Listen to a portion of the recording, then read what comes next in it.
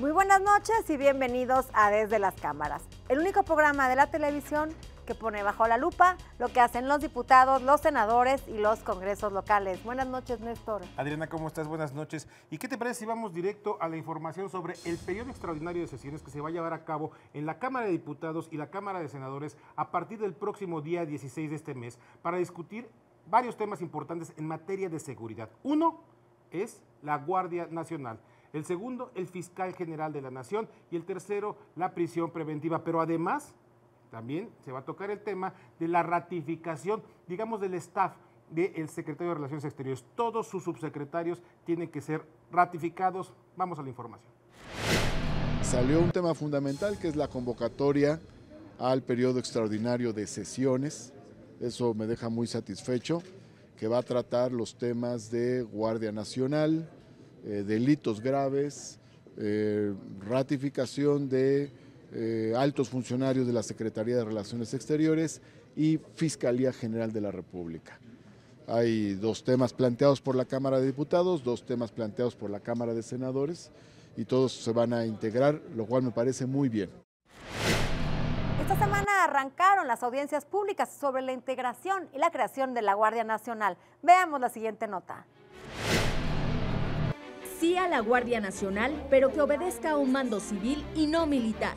Fue el punto de coincidencia entre la mayoría de los gobernadores que participaron en el primer día de audiencias organizado por la Cámara de Diputados a fin de analizar la creación de este cuerpo de seguridad. Bienvenida a la Guardia Nacional bajo la idea de que sus criterios generales de actuación deben sincronizarse con los criterios específicos de cada estado. Consideramos que la Guardia Nacional no debe ser una institución clonada de las Fuerzas Armadas, ni conducir a una militarización del país. Hay que formar policías, hay que capacitar a los policías. Los gobernadores de los estados más golpeados por la delincuencia consideraron que la Guardia Nacional debe ser un traje hecho a la medida de las necesidades en cada entidad. Además, urgieron sanear los cuerpos de seguridad locales. Necesitamos fortalecer las policías municipales y estatales y, paralelamente, en virtud de que el problema es complejo, pues hacer o apoyarnos en el Ejército y la Marina regulado, si se llama Guardia Nacional o como se llame, con una regulación específica, pero de manera temporal. En las primeras 2 mesas de trabajo sobre el tema, los mandatarios locales enfatizaron que el margen de actuación del nuevo cuerpo de seguridad no debe invadir facultades de los gobiernos estatales y municipales. También propusieron algunas modificaciones al dictamen enviado por el Ejecutivo. Nos parece conveniente, oportuno, importante decir que la Guardia Nacional, una de las características que le debe hacer brillar es su facultad de primer respondiente, que no la tienen. Entonces, ¿qué es lo que pasa? Llegan donde hay delito y no pueden actuar. Luego de escuchar a los gobernadores, diputados y senadores de oposición advirtieron que darán pelea para lograr estos cambios al dictamen enviado por el Ejecutivo. Por lo pronto, estas audiencias con funcionarios y especialistas continuarán hasta el próximo sábado. Y legisladores opinaron ante lo que son los problemas de distribución de gasolina debido a la estrategia de combate al huachicoleo en varios estados de la República. Y ya se exigió que haya una reunión de trabajo con los secretarios de Energía, el director general de Pemex y el titular de la Profeco. Es muy importante decir que esta circunstancia, el presidente López Obrador dice que llega a afectar a 25 estados de la República, pero la parte crítica es la zona del Bajío en el centro del país.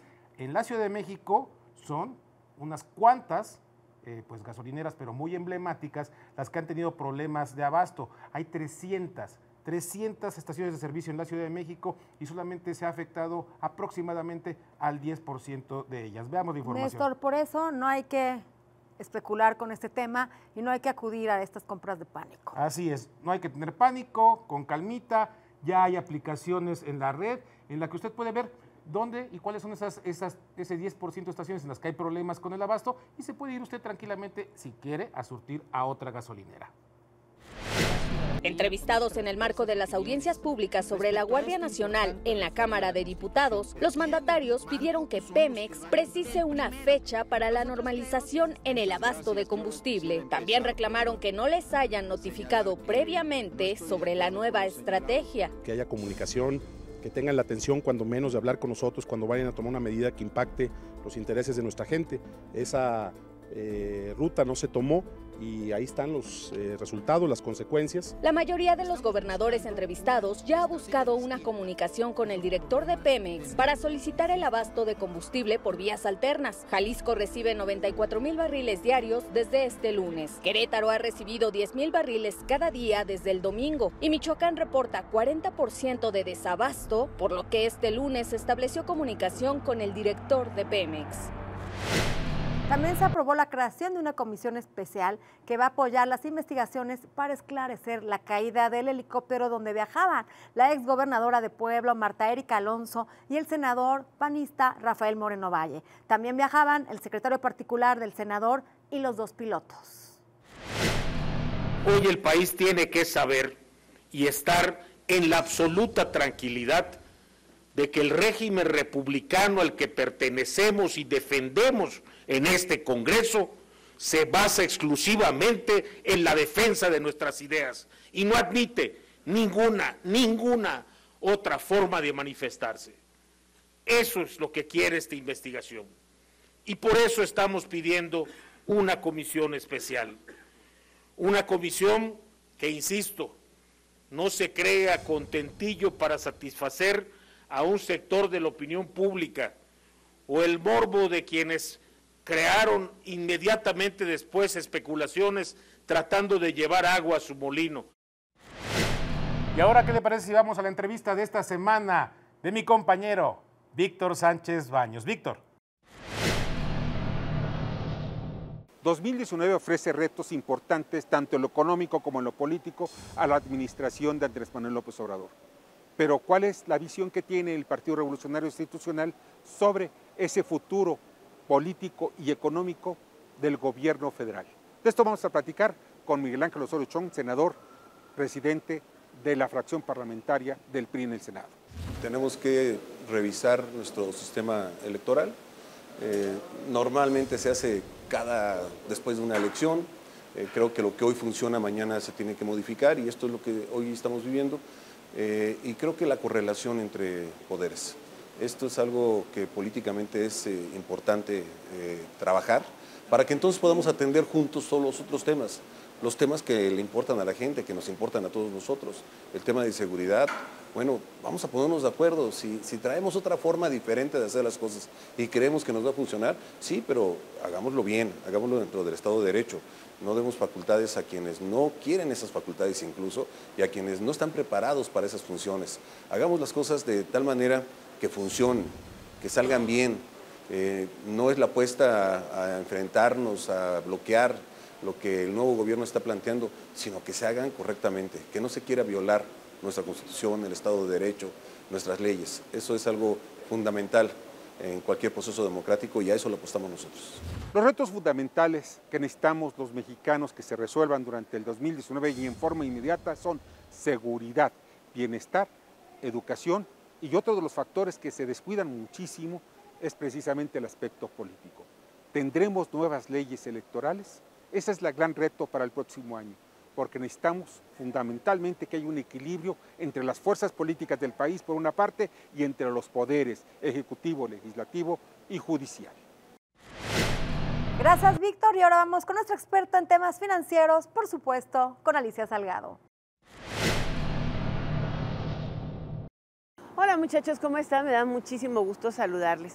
En esta semana el presidente Andrés Manuel López Obrador encabezó un acto interesante de fortalecimiento del sistema financiero y allí se presentó o se dio a conocer el envío de 2 iniciativas al Congreso en esta misma semana. De hecho, se entregaron en la Comisión Permanente y ya se trasladaron a la Comisión de Hacienda, las 2 de ellas, una en el Senado de la República y la otra en la Cámara de Diputados. Me voy a referir a la primera, que es una reforma tanto a la ley de instituciones de crédito que determina que las instituciones bancarias pueden darle, y también otras organizaciones, pueden abrirle cuentas bancarias a jóvenes de entre 15 y 17 años de edad.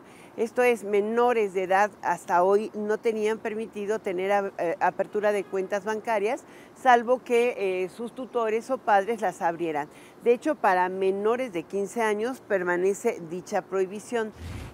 Esta posibilidad tiene que ver con dos elementos importantes. Uno, hacer efectiva la alternativa de bancarización de alrededor de 3.3 millones de jóvenes, que se supone el programa de becas que está impulsando la Secretaría de Educación y la Secretaría del Trabajo para jóvenes de educación media, superior y superior puedan ser depositados en una cuenta bancaria justamente para esos jóvenes. Y la otra es que hay una realidad que se está pretendiendo desconocer, y es que una gran cantidad de personas de entre 15 y 17 años, y a veces de 14 a 17 años, 18, están trabajando y forman parte de la fuerza laboral activa del país. Sin embargo, no tienen el derecho que tiene cualquier persona de recibir los recursos de su trabajo directamente depositados en una cuenta bancaria. De ahí que lo mismo ocurre a veces con jóvenes que reciben fondos derivados de los programas sociales. Hoy por hoy esta es una situación que podría estar afectando alrededor de 6 millones de jóvenes de entre 15 y 17 años. Por eso la iniciativa llegó, el presidente le pidió a la secretaria de la Comisión de Hacienda de la Cámara de Diputados que le dieran celeridad en la comisión para que pudiera ser ejecutado lo antes posible los recursos de este programa. Y la segunda iniciativa tiene que ver con reformas a la ley de las AFORES. Esto para modificar el sistema de inversiones de las AFORES, fue al Senado de la República, a fin de flexibilizar el mandato, los estancos de inversión, de manera que suban los rendimientos y bajen las comisiones de las AFORES en favor de las cuentas de ahorro para el retiro. Estas dos iniciativas ya están en las comisiones de Hacienda respectivas. Yo pongo este tema bajo la lupa desde las cámaras. Gracias, Alicia. Y ahora vamos a un corte, pero no se vaya, porque al regresar tendremos la entrevista con la diputada Aleida Alavés de Morena, quien nos va a dar lo que será la propuesta de agenda legislativa de su partido para el próximo periodo ordinario de sesiones, y también para hablar sobre los temas de este periodo extraordinario que empieza el próximo día 16. Volvemos. Buenas noches, gracias por permanecer con nosotros. Ya estamos de regreso de un corte y esta noche nos acompaña aquí en el estudio de Desde las Cámaras la diputada de Morena, Aleida Alavés. Diputada, buenas noches. Buenas noches, Ariana, mucho gusto. Diputada, buenas noches. Néstor, ¿qué tal? Pues una legislatura muy intensa en la que has participado, Aleida, muchas discusiones, muchas aprobaciones. Esta legislatura del Congreso de la Cuarta Transformación, quedaron todavía muchos temas pendientes, incluso se habla de un periodo extraordinario que se llevará a cabo la próxima semana para discutir la Guardia Nacional, el fiscal general y otros temas que quedaron pendientes. ¿Cuál va a ser la agenda, los temas más relevantes para este periodo de sesiones que inicia en febrero? Tu agenda y además la agenda de Morena, Aleida. Bueno, pues muchas gracias por la invitación, por estar aquí en este programa para que la gente conozca lo que estamos haciendo. Efectivamente, en el periodo anterior nos quedaron temas rezagados, como el de la Guardia Nacional, que se discutirá en un periodo extraordinario, pero para el periodo ordinario, el próximo, tenemos preparado una agenda que va a retomar algunos temas como el fuero, como la reforma educativa. Pues en mi caso yo tengo una propuesta para elevar a rango constitucional dos conceptos en el artículo 6º, la cláusula de conciencia, que incluye también el secreto profesional de los periodistas. Esto afortunadamente ya lo tenemos habilitado en la Constitución de la Ciudad de México. La Suprema Corte misma falló a favor de este concepto, de estos dos conceptos en la Constitución de la ciudad, y bueno, pues yo me permito ahora proponerlo a nivel federal porque creo traemos una dinámica muy difícil en el ejercicio periodístico y necesitamos dar garantías. Entonces, elevarlo a rango constitucional, este concepto de libertad de, bueno, en el artículo 6º de libertad de expresión, el derecho de conciencia y el de secreto secreto profesional, pues va a permitir esa protección a los periodistas para que salvaguarden sus fuentes, para que, bueno, si se sienten ya no acordes a la línea editorial en donde están, pues puedan separarse sin que haya ningún problema de otra índole, y con ello, insisto, elevar este derecho a la información a un rango constitucional en la salvaguarda a los periodistas. Y además hay una parte muy importante en el ejercicio periodístico, también para que quede de lado, tanto de los ministerios públicos como de los jueces, el tema del secreto profesional. Muchas veces los periodistas nos vemos expuestos a citatorios cuando pues presentamos información en la cual pues presentamos documentos o presentamos videos y nos revelamos la fuente, nos reservamos la fuente que nos los entregó. Así es. Y entonces están los citatorios y te llaman a los juzgados. Esto permitiría y sería una de las, digamos, garantías que en un juicio haría que, bueno, a la hora que un juez vea o un ministerio público vea que se reserva la fuente, pues se ahorra el periodista el de estar siendo, porque te sientes hasta hostigado cuando te están llamando y están exigiendo que reveles una fuente. Así es, y por eso mismo yo creo que la Suprema Corte falló a favor de estos conceptos y que, bueno, van a proteger mucho el ejercicio periodístico. Ahora más que nunca lo requerimos. El año pasado fueron muchos decesos de periodistas por, lamentablemente, esta situación de violencia que vive el país.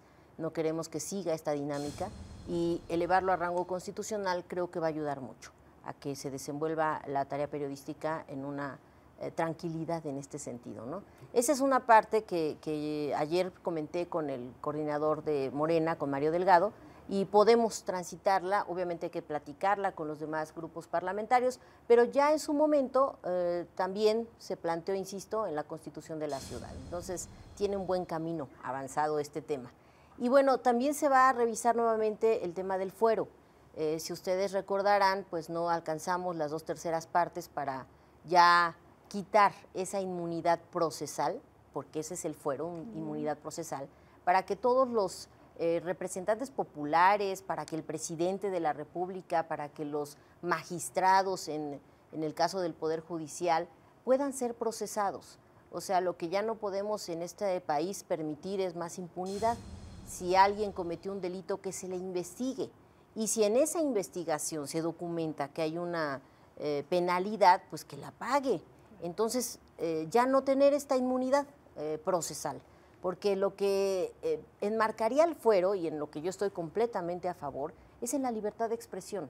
Porque ahí sí, y está la historia hasta de Belisario Domínguez, en el hecho de defender tu ideología, tus pensamientos y esa forma de externarlos. Es el origen de la creación del fuero, solo que se ha distorsionado ese origen porque, bueno, de entrada, en la legislatura pasada vimos casos de diputados que traían pues investigaciones o incluso órdenes de aprehensión, pero en la comisión, la que vinculaba, la que desaforaba, tenían mayoría priista y estos funcionarios eran del PRI, era imposible eliminarles el fuero y poderlos juzgar. Y vimos casos verdaderamente patéticos de pues personajes que entraron casi en la cajuela para rendir protesta y ser protegidos. En la 61 legislatura, fuero, Leonel ¿no? Godoy, claro que se le tomó protesta escondido, se metió al pleno, rindió protesta y en ese momento, bueno, pues queda libre de cualquier asunto judicial. Sí, son los absurdos que ya no queremos que sigan.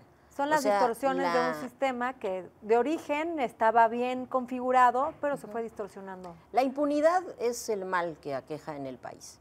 Este pacto de impunidad entre diferentes poderes, la clase política misma, para precisamente creer que tener un cargo de este tipo es una protección para hacer delitos, ¿no? Y no, más bien la inmunidad procesal se habilitó en esta idea de que tengamos libertad de expresión, pero no así el derecho a cometer delitos.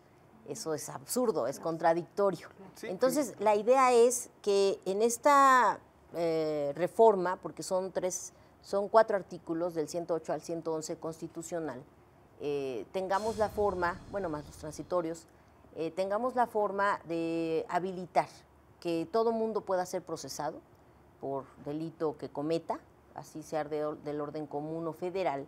Y si una vez, porque eso era lo que decía la oposición, según esto se opusieron porque no había una garantía de debido proceso, pero no, lo estamos poniendo muy claro en el 111 constitucional, que una vez que se dictamine si hay o no esta responsabilidad, bueno, entonces se separa del cargo y cumple su pena. Pero si no hay responsabilidad, entonces puede regresar la persona a fungir su función, ¿no? Eso también tiene que quedar a salvo. O sea, no se vale delinquir o no se vale atacar a alguien políticamente y entonces por eso ya habilitarle el desafuero, que es lo que vivió Andrés Manuel López Obrador.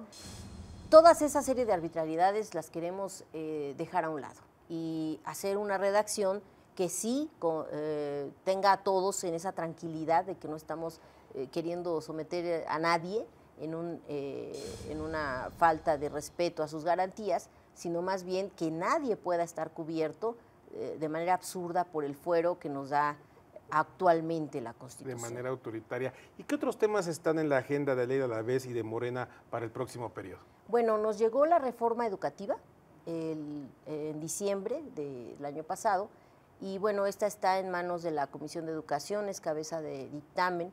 Y ahí, bueno, pues es toda esta discusión que ha habido con respecto a si la reforma educativa que nos impusieron en legislaturas pasadas es o no es educativa, para nosotros es laboral. Por eso es que contiene la desaparición de esta ley de evaluación que tanto hemos criticado.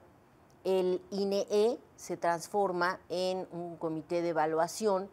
En fin, o sea, haciendo caso a todas estas observaciones y también a que hay todo un esquema en el que debemos de priorizar, que la educación no sea vista solamente en forma de cómo hacemos para controlar o para evaluar a los docentes, sino cómo hacemos para elevar la calidad realmente de la educación en términos de infraestructura, en términos de programa, y bueno, ya esto se antoja más integral, ¿no? Aquí hay un tema importante, diputada, creo que hay que tomarlo, y esto tiene nombre y apellido, se llama la CENTE. La CENTE, que es una aliada de Morena. ¿Cómo hacer para que un grupo político que, de una forma u otra, que llegó a ser corrompido por gobernadores priistas, dé un giro, cambie y abandone el activismo político y se dedique a la educación? Bueno, mira, yo creo que la coordinadora, yo conozco a muchos de sus integrantes, me tocó vivir la reforma educativa pasada, la sección 22, conozco a muchos dirigentes de la sección 22, actualmente son diputados. Entonces, me queda muy claro que traen diferentes dinámicas, diferentes tendencias, diferentes acepciones. Entonces, también yo creo que ellos están teniendo el diálogo necesario con las autoridades para encontrar redacciones que queden acordes a las demandas que se tienen, ¿no? A mí me tocó vivir de cerca el proceso, no solamente cuando la reforma educativa, cuando la APO, cuando la represión de Ulises Ruiz a los maestros en Oaxaca, y desde entonces vengo acompañando qué hace, cómo lo hace, estas diferentes secciones que tiene la Coordinadora de Trabajadores de la Educación. Y ahí es donde yo encuentro que afortunadamente con esta reforma educativa pues vamos a tener que encontrar el justo medio, porque tampoco podemos hacer nada contentillo de nadie. Esto tiene que evaluarse con mucha responsabilidad. Y ellos traen una propuesta que le denominaron en ese entonces el PETEO, que es el Programa de Trabajo Educativo Comunitario. No se desglosa así, pero esa es la idea. Y ellos hablaban de que el maestro tiene que ir más allá de las aulas. El maestro tiene que hacer un trabajo de comunidad y con la sociedad. Entonces, las formas de trabajar en Oaxaca, que es de donde emana este programa, son así, de la comunalidad. Y se retoman las tareas, las acciones entre la comunidad, la escuela, el docente, y se hace un trabajo muy interesante de involucramiento en la cosa pública, que es algo que no tenemos actualmente. En la ciudad ni idea. O sea, los niños van a la escuela, los recogen y ahí se acabó la interacción. Pero la interacción tiene que ir más allá y sobre todo ahora que necesitamos una recomposición social. Yo creo que ahí tenemos que entrar a una etapa de revisión con ellos. Ya muchas de las secciones de la coordinadora han entregado documentos a la Cámara que los estamos revisando y que obviamente se tendrán que evaluar. Pero ese es el tema, yo creo, delicado del periodo, pero que no va a dejar de escucharse como se está escuchando la Guardia Nacional. Aleida, pues aquí le vamos a estar dando seguimiento a esa importante discusión de la nueva reforma educativa. Esperemos no se olviden de tomar a la educación como el eje del crecimiento de este país. Claro. Muchas gracias por estar con nosotros, se nos acabó el tiempo, Aleida. Diputada, muchas gracias. Muchas gracias y bueno, es momento de despedirnos, le agradecemos su atención. Recuerde, Desde las Cámaras, el único programa de la televisión abierta mexicana que se dedica exclusivamente a darle la información del Poder Legislativo, la Cámara de Senadores, la Cámara de Diputados, el Congreso de la Ciudad de México y los congresos locales. Adriana. Bueno, nos vemos próximo jueves, 11:30 de la noche, no se lo pierdan.